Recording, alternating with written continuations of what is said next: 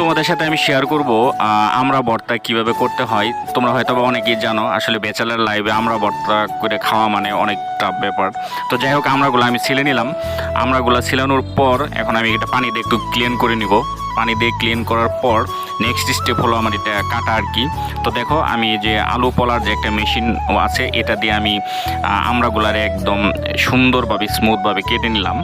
তো যাই হোক বন্ধুরা, নিজে নিজে একটা জিনিস করে খেলে কিন্তু খুবই টেস্ট লাগে, হয়তো বা পরিশ্রম তারপরেও ভালো লাগে।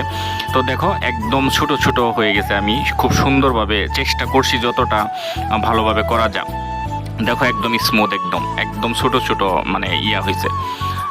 তো যাই হোক বন্ধুরা, এর ভিতরে এখন আমার নিতে হবে কি জানো তোমরা, শুকনা মরিচ।